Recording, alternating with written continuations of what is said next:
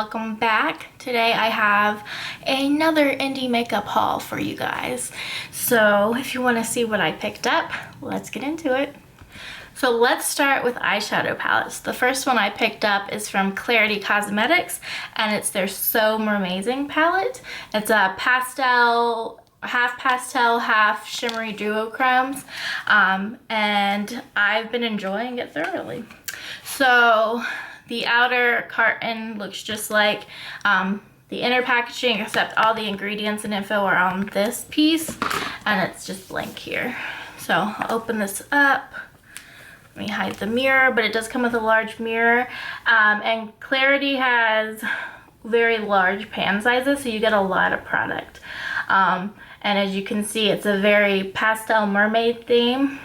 Today I actually have the pastel yellow, which is called Fantastic, and then the yellow duochrome called Don't Be Shellfish in my inner corners. I kind of could have done the look I have using this shade, but I wanted it more sky blue, and this pulls more green.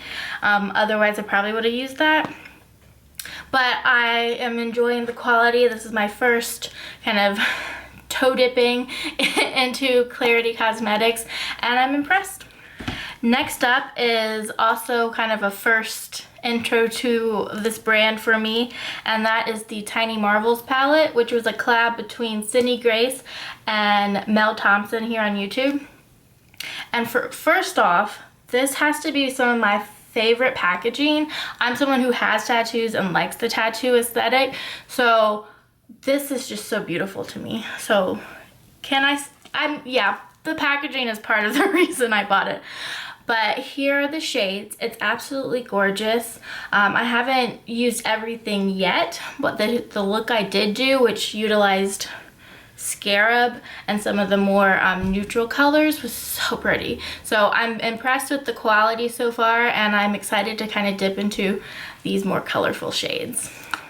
I guess pretty much everything except what I will show you later from Midas is my first try of these brands. But I picked up the Serendipity palette from Cosmetics. My dog's literally throwing up in the background.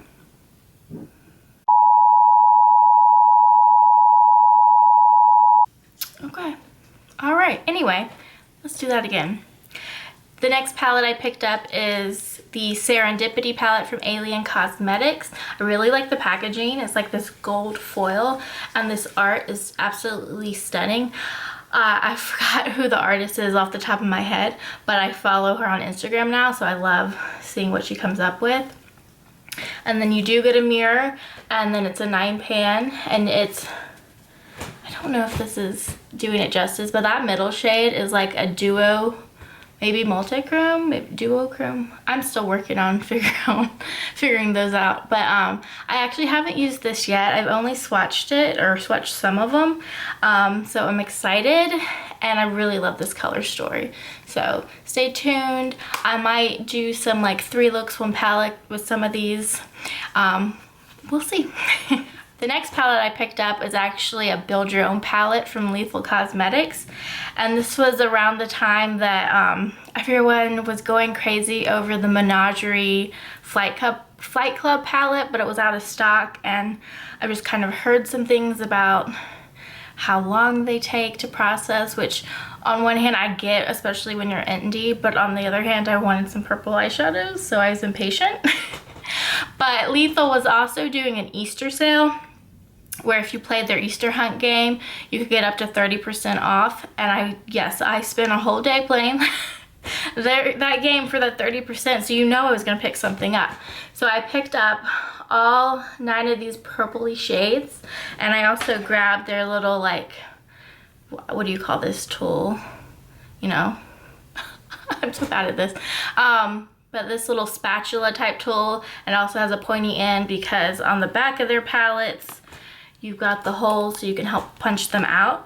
And I really like this. The quality is really good. I don't think it's like the best quality I've ever used because I have a lot of good eyeshadows in my collection, but I do like it. I also have a dedicated video to this one already, so I'll link it in the cards if I can remember.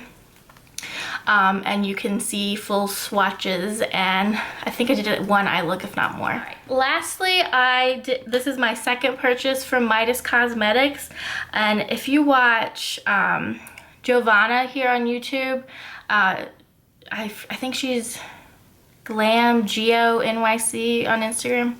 Anyway, she does the most gorgeous graphic liner looks, and she's inspired me to want to try this. I have tried recently. I was really bad at it, but it's just going to take more practice, because if I can get there, oh, the looks that I have in my head, if I can get them out on my eyes, I will be so excited. So I picked up the Bitchin' Cake Liner palette, which she has raved about. And I think this is like 70s themed. And this color palette is so pretty. And you actually, I don't know if you can tell, but like a couple of these shades are actually metallic. You're gonna see that more when the water activates them. And this kind of like orangey, it's kind of a pukey color to me, but I just really love that. That's something I don't have. So I'm excited to put more use into this. And then I bought their larger pastel palette, which actually came with one of their eyeliner brushes. This is the one that I've tried so far, and I'm just getting the hang of it, so I can't really critique these in any way. I don't have a base point, but they're fun, and they do remind me of watercolors. So if I keep that in mind, I think I definitely think I can get there. I just have to make the effort. But you can see I've kind of dipped into some of these colors when I was trying, and hopefully you'll see some graphic liners coming out of me in the future, but my confidence isn't there yet, so I just need to practice more. The last brand I picked some stuff up from was Fitglow Beauty. They were having a birthday sale, so if you spent a certain amount and met that threshold, you got 2 full-size lip serums and a full-size blush. So I guess I'll start with that. I got again, this is from the gift when you met their price threshold. So this one's Koi. This one's my favorite because it's like a nudie color. And then this shade is Juice. So these do come off more sheer on the lips. They're very comfortable. These do kind of rival my Tower 28 glosses, but they're not the same texture. It's just how comfortable they are and how pretty they look on the lips. That's why I'm making the comparison. But if you're looking for a dupe, that's not it. So this is like a pinky red, great for spring. And then I've used both of those so far, but I haven't dipped into this cream blush called Kindly. Ooh. And so it's just kind of like a peachy pink shade that looks really pretty, something I really like, but because I have so many cream products, I don't want to dip into this yet. I want to get more use on my other ones, but I feel like I'm really gonna love this. And then this is one of their kind of like cult classic products. It's their concealer. It's what I'm wearing today. I think the shade's good, and it's high coverage without being drying, which is my complaint with a lot of high coverage concealers. So the couple of times I've used this, I've really enjoyed it, so I'm glad I picked that up. And then I got a couple of their sets. So I got their lip liner set, and it comes with this dark kind of burgundy but more brown shade called Root. You got this pinky nude called Buff, which is what I have on today, but I have a different lipstick on top. And then this lighter pinky nude color, appropriately called Nude. And so I'm really happy with this formula. It really reminds me of the Milani pencil lip liner formula. So if you're wanting a less expensive alternative, go that route. But these are great quality. You get more product, and you get, oh, wrong end.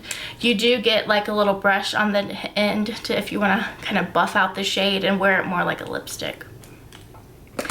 And lastly, I picked up their eyeliner bundle. You get these all have kind of like a metallic finish to them. So this one is bronze, then you've got mulberry, which is on the more purpley side, and then this beautiful kind of silver steel blue called Stargaze. And I don't know if you can tell, but I have this on my upper lash line today. So these are pretty easy to use, and like the lip liners, you get a brush. This one's more angled, so this helps to blend these out, and these liners do blend well. So I've been very impressed with this brand. They are on the pricier side, but the quality is there, and everything I've used I've been very happy with. That's everything I picked up for this indie makeup haul. I hope you enjoyed. If you did, please give it a thumbs up. Let me know if you've tried any of these things down in the comments. Hit subscribe if you haven't already. And until next time, bye.